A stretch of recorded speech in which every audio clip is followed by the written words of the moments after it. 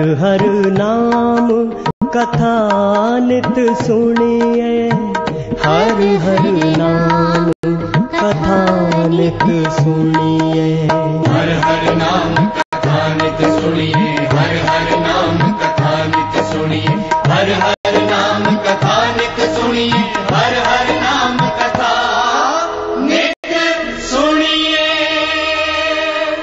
मैं अर्ज करा कि देखो जदों असीं कोई चीज बीजने हैं, कणक जिमीदार बीजदा, किसान बीजदा, वो कदी छट्टा देन लग्या कणक दा ये नहीं देखदा भी केड़े बीज दा केड़े दाने दा मुंह ऊपर जा थले। जे उन्होंने कहिए भी सारियां दे मुंह उच्चे सीधे कर ले, वो कहंदा नहीं, ये दाना मुथाज नहीं कि किस ढंग नाल किस जुगती नाल उन्हें जोड़िए बीजिए।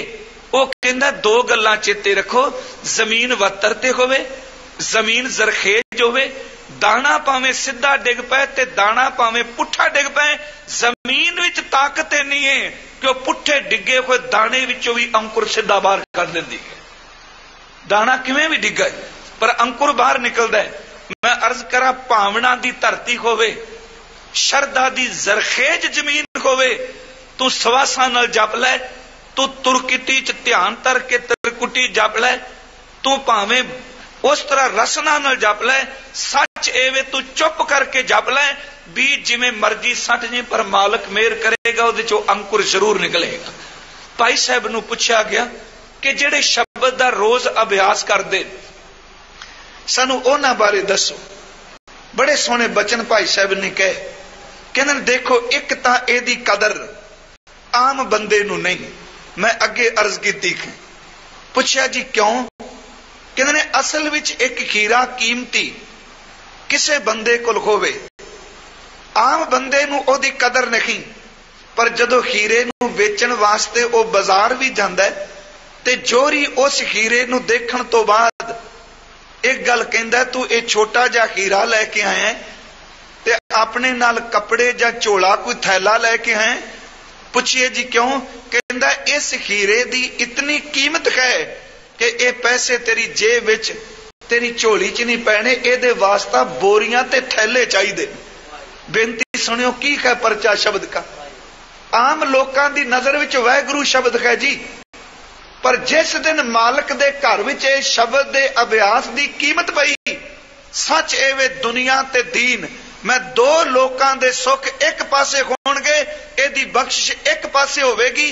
जिवें खीरा विक जाए ते सच एवे के हजारां लखां करोड़ां रुपये बन जांदे ने, जदों कोई शब्द दा अभ्यास करके मालक दे दर ते प्रवान हुंदा है, सच एवे उहदी कीमत करोड़ां रुपये पै जांदी है। रुपये दा मतलब कि कीमती हो जाता है। हीरा छोटा है, कीमत पै जाए ते प्यारे करोड़ां ने। दूसरी बेनती करा कि पुराने समय आम लोग हुंडी करके देंदे सन, आप जी नूं पता है। अजकल आपां चैक जां आपां ड्राफ्ट बनाने, हुण चैक एक कागज दा टुकड़ा है, उस कागज दे टुकड़े ऊपर करोड़ां रुपइयां दी आपां अमाउंट लिख दईए, रकम लिख दईए, ते बंदा अपनी जेब च पा के उस चैक नूं बैंक विच लै जाए, ड्राफ्ट लै जाए बैंक विच, ते जे बैंक वाले पुछन भी अपने नाल कोई आदमी भी लैके आया, वो पुछे जी क्यों? कहंदे ने आ निक्का जिहा जिहड़ा तू कागज दा टुकड़ा पकड़िया है, तेनू एहसास होना चाहिए इस कागज दे टुकड़े दी कीमत बड़ी है, बस ए बदले जो तेनू कैश मिलना है वो चुकन वास्ते भी बंदे चाहिए। मैं अर्ज करा गुरु के सिखो, ड्राफ्ट ते चैक छोटा है, पर जदों दी कीमत पै जाए, कैश हो जाए, ते बंदे दा घर भरिया जांदा है। तीसरी बेनती कि बोड़ दा बीज कसकास दे दाने नालों खसखस दे दाने तो वध बरीक है, पर जदों वो धरती विच बीज बीजिया जांदा है, वो बीज पुंगरदा है ते एडा वड्डा बोड़ जन्म लैंदा है कि हजारां बंदे सदियां तक ओदी शान मानदे ने। बोड़ दा बीज छोटा है, पैदा हो जाए तो ओदी शान बड़ी। सच एवे कागज दी खुंडी छोटी, कैश हो जाए, शाहूकार दे देवे, तार देवे ते रुपये बहुत। हीरा छोटा, कीमत पै जाए ते घर भरे जांदे ने। इसे तरह भाई साहब कहंदे ने गुरु दे सिख शब्द दा परचा, शब्द दा अभ्यास करदे ने, पर कहंदे ने हीरे दी कीमत तां इत्थे पता लग जाएगी। बोड़ दे पेडे दी इत्थे कीमत बीज दी पता लगेगी, पर सच एवे कि गुरु दे शब्द दा परचा जदों बंदा रब दी दरगाह विच जांदा है उदों पता लगेगा ओदी कीमत की है। भाई साहब दी रचना विच है, कहन लगे जैसे हीरा हाथ में तनक सह दिखाई देत, मोल किए ते दमकन भरत भंडार जी, जैसे बर बांडे खुंडी लागत ना भार कछ, आगे जाए पायत लक्ष्मी अपार जी, जैसे बट बीज अत सूक्ष्म स्वरूप होत, बोए सह विविध करे बिरखा विस्तार जी, तैसे गुर बचन गुरु दा शब्द परचा शब्द का, तैसे गुर बचन सचन गुर सिखन विखे। कहन लगे तैसे गुर बचन सचन गुर सिखन विखे, जानिए महात्म गए खर द्वार जी, पर वो शब्द की कीमत दा पता लगता है जदों प्रभु दे दर ते कोई जांदा है। मैं अर्ज की पहला सी पूजा अकाल की, दूजा है परचा शब्द का, ते तीसरा गुरु ने बचन किया दीदार खालसे दा। हुण दोनों शब्द जेड़े ना, एक दीदार ते दूजा खालसा, ये दोनों शब्द फारसी दे ने। आपां भावां अपनी जबान च बोलने दर्शन दीदार, पर दीदार शब्द संस्कृत दा पंजाबी दा नहीं, दीदार शब्द फारसी दा है, ते जिहड़ा खालसा शब्द है यह भी फारसी दा है। महाराज जी ने क्या दीदार खालसे का, इनू थोड़ी जी लड़ी नू जोड़ के देखियो। अकाल दी गल होई, फिर गुरु ग्रंथ साहिब दे शब्द दी गल चली, ते तीसरा आया दीदार खालसे का।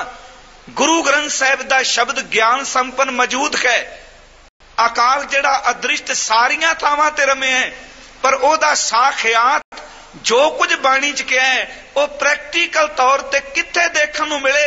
मेरे गुरु ने कहा जिस खालसे विच शब्द का परचा ते पूजा अकाल दी है, सच एवे उस खालसे विच गुरु वरदा है, ओदे दीदार करी तेनू गुरु दे दीदार होण। मैं इत्थे बेनती करनी चाहांगा, जो शब्द आपां कहे असल च भाई नंद लाल साहिब जी का एक प्रश्नोत्तरी है धन गुरु गोबिंद सिंह जी ने। असी अज उन्होंने संकोचन लगे हैं इस विषय। भाई नंद लाल साहब पूछते ने जो गुरु ने क्या पूजा अकाल की परचा शब्द का दीदार खालसे का, पूछते ने महाराज आप जी ने फरमाया कि मेरे दर्शन, पर सानू दर्शन दसो तुहाडे किवें होण। महाराज कहंदे ने नंद लाल, क्योंकि उन्होंने सवाल उत्तर प्रश्न उत्तर कर रहे कि जे साडे दर्शन करने ने ते सच एवे तीन रूपां विच दीदार दी झलक मिलेगी। इनू आपां पूजा अकाल की परचा शब्द का दीदार खालसे दा तीन रूपां च। पहला की कहन लगे, पहला तां निर्गुण जिहड़ा सारियां थावां ते व्यापक है वो है रूप। दूसरा कहन लगे गुरु ग्रंथ साहिब दा वजूद, गुरु ग्रंथ साहिब दी बाणी दे शब्द। तीसरा कहन लगे ओ सिख जिदे अंदर गुरु दा शब्द वस गया। देखो ये तीन वचन ने भाई साहब कहते ने, ते गुरुदेव उत्तर देंदे ने तीन रूप है मोहे के, तीन रूप ने नंद लाल मेरे, तीन रूप है मोहे के, सुनो नंद चित लाए, निर्गुण सरगुण गुरु शब्द कहूं तो ये समझाए। आई तिन्ने जे निर्गुण सरगुण ते गुरु शब्द, निर्गुण पूजा अकाल की, सरगुण दीदार खालसे का, ते गुरु शब्द परचा शब्द का। तीन रूप है मोए के सुनो नंद चित लाए, निर्गुण सरगुण गुरु शब्द कहूं तो ये समझाए। महाराज कहते एक रूप त्यों गुणते पर है, नेत नेत जे निगम उचरै। एक ओ गुरु दा रूप है जिहड़ा रज तम ते सत माया दे तिन्ना गुणा तो ऊपर है। देखो इत्थे निर्गुण दे अर्थ बड़े कमाल दे कीते। आम तौर ते जदों निर्गुण दी गल करदे हैं ते साडे लोक अर्थ करदे हैं निर्गुण दा अर्थ जिह च कोई गुण नहीं। वो नहीं, गुर सिखो निर्गुण दे अर्थ ने जिदे ऊपर माया दे तिन्ना गुणा दा असर ही नहीं। रज तम सत गुण तीन रूप है मोए के सुनो नंद चित लाए, निर्गुण सरगुण गुरु शब्द कहूं तो ये समझाए। एक रूप त्यों गुणते पर है, नेत नेत जे निगम उचरै। कहन लगे वो रूप किस तरह है? कहन लगे घट घट व्यापक अंतरजामी, पूर रहो जो जल घट पानी। वो पूछते ने महाराज वो रूप किवें? सतगुरु कहते ने देख नंद लाल फिर समझियो, घट घट व्यापक अंतरजामी वो रूप है जिहड़ा सारियां दे अंदर मालक वसदा पिया है, सारियां विच बोलदा पिया है। भाई नंद लाल साहब कहते ने महाराज ये किवें हो सकता है कि जेड़ा एक ओंकार सारियां च, महाराज कहते ने पूर रहे हो ज्यों जल घट पानी, घट दा अर्थ घड़ा, पानी दा अर्थ जल। कहन लगे नंद लाल कि पूर्णमाशी दी रात होवे, करोड़ा निक्के निक्के पानी दे घड़े भर के जमीन ते रखो, उन्हां घड़ियां नूं आपां चपनी नाल ढक्कन नाल ढक दईए। सच एवे जदों चंद्रमा आकाश ते आए, करोड़ा भांडियां दे मुंह ऊपर रखे कोई ढक्कन चुकियो, हर घड़े विच देखोगे तुहानूं चंद्रमा दा प्रतिबिंब नजर आएगा। कहंदे ने जिवें चंद्रमा सारियां घड़ियां विच अपना परछावां दिंदा है, इसे तरह जेड़ा निर्गुण वाली खेड है पूजा अकाल की, वो प्यारिया सारियां घटां दे विच आप व्यापक है। भाई साहब पुछदे ने दूसरा, अगे फिर महाराज कहंदे ने दूसर रूप ग्रंथ जी जान कि कली शब्द की गल करदियां, सच एवे शब्द की गल करदियां शब्द मुक जाणगे, शब्द अनुभव का विषय, शब्द बोलन का विषय नहीं। फिर आपां कहांगे जिहड़ी असीं बाणी पढ़ने आ तां बोलने, जिहड़ा कीर्तन करने आ इह तां बोलने आ, जिहड़े शब्द का अभ्यास करने आ बोलने आ। सच एवे इस करके बोलिया जाना है कि उस अनुभव विच उतर सकीए, पर जिहड़े शब्द दे अनुभव विच उतर गए, खिमा करियो वो बोलन जोगे नहीं। कहो कबीर छूछा घट बोले, भरिया होए सो कबू ना डोले। भरे ने किवें डोलना? इस संबंधी भाई साहब ने, गुरदास साहब ने एक बचन कहा जिन्हों आपां चुप सिमरन कहने। मैं कहना जिन्हों चुप सिमरन की दात मिल जाए, बड़ी रब की कृपा, बहुत बच गया। वो एक तां विखावे तो बच गया, दूसरी गल जिथे बैठेगा नाम चलेगा। भाई साहब ने एक बचन क्या, गुर सिक्खी गुर सिख सुन अंदर सियाणा बाहर भोला, शब्द सुरत सावधान होए विन गुर शब्द ना सुनी बोला। वो शब्द तो बिना कोई सुनता ही नहीं। हुण वो शब्द, मेरी फिर बेनती समझियो जो मैं अर्ज कर लगा, क्योंकि ये बड़ा सूक्ष्म विषय है। वो शब्द इन्हां कन्ना दा नहीं मुताज, वो इस करके कन्ना नाल सुने कि अंदर वो शब्द चल पवे। सच ए वो कन नाल नहीं सुनिया जाता, वो मन नाल सुनिया जाता है। सतगुरु ने बड़े सारे बाणी च कीते, कहन लगे कि ये फल तिस जन कै मुख भने, गुर नानक नाम बचन मन सुने। मन सुने ठीक है, कन नहीं सुनता, फिर मन श्रोता बन जाता है, ते फिर बोलता कौन है जी? सच एवे जिहड़ा अंदर तेरे आत्मा वरसदा है, जिदे चार चबेरे कई जन्मां दी मैल चंबड़ी है, जदों वो सारा रौला रप्पा कूड़ा करकट बाहर निकल जाता है, उदों आपे बोलदा है ते आपे सुनदा है। इनू गुरु ने क्या, आपस को आपे आदेश, आपे मत्थे टेकदा, आपे मत्थे टिकाण वाला है। मैं बेनती की गल बरीक पकड़ विच आ जाए। इनू गुरु गोबिंद सिंह बारे भाई नंद लाल ने कहा, हक राह महबूब गुरु गोबिंद सिंह। गुरु गोबिंद सिंह सच नू प्यार करने वाले ने। तालबो मतलूब, दो शब्द ने, तालिब ते मतलूब। इहदे अर्थ ने आशिक ते मशूक। आशिक भी आपे वे ते मशूक भी आपे। इनू बाबा जी ने कहा कि परमात्मा, जदों असीं यह शब्द पढ़ने रंग रत्ता मेरा साहिब रब रहा भरपूर, आपे माछी माछली, आपे पानी जाल, आपे जाल मनकड़ा, आपे अंदर राल, आपे ही वो सब कुछ कहे। जिहड़ा आपे आपे शब्द है, बड़ी परम अवस्था है, उत्ते फिर सिर्फ शब्द गूंजदा है ते श्रोता बन के बंदा बहिंदा है, वो सुनदा है।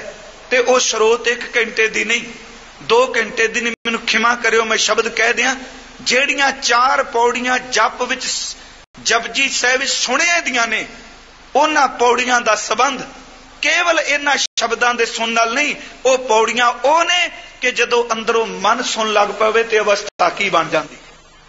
सुनिया सिद्ध पीर सुरनाथ, सुनिया धरतवल आकाश, सुनिया दीप लो पाताल, सुनिया पोह ना सकै काल, नानक भगता सदा विगास, सुनिया दुख पाप का नाश।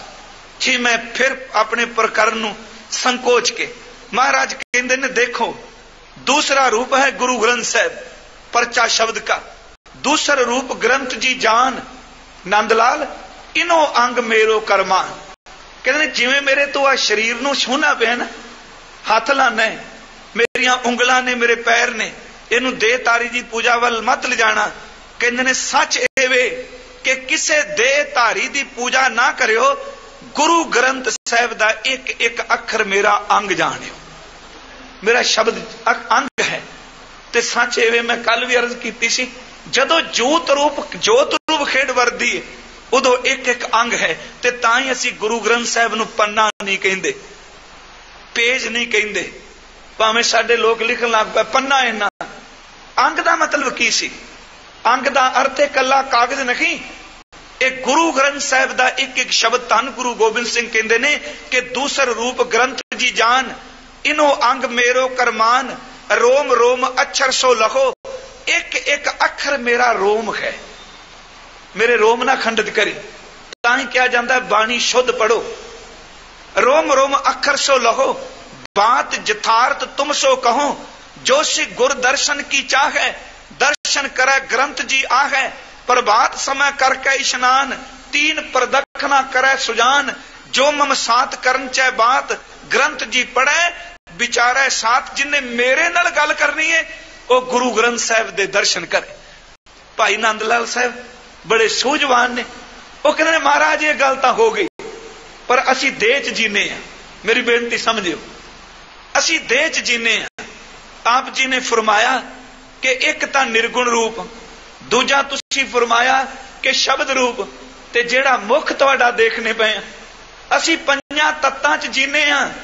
ते जे तुहाडे झलक दी तांग पैदा होवे किवें दीदार होण, ते अगे खस के कहन लगे तीजा एक रूप मेरा होर ही दीदार खालसे का। कहन लगे तीसर रूप सिख है मोर, तीजा सिख मेरा रूप है। अगे मैं जे बेनती नहीं की कौन खालसा, नावा पिछे लिखा लेना खालसा है, खालसा नहीं। हुण आपां नूं कोई कहे पिछे लिखा लो जी खालसा, मैं बेनती करा खालसा ओ परम अवस्था है जिस अवस्था विचों गुरु गोबिंद सिंह दियां झलकां पैण लग पैंदियां। जिस जीवन विचों गुरु गोबिंद सिंह जी दी रूहानियत दी झड़ी लगदी है। तीसर रूप सिख है मोर, गुरबाणी रत, रत दर ते रंगिया होया। निस अर भोर, जेड़ा सिख दिन रात बाणी च रत्या है। सच एवे भाई नंद लाल, ओदे विचों झलक पाई और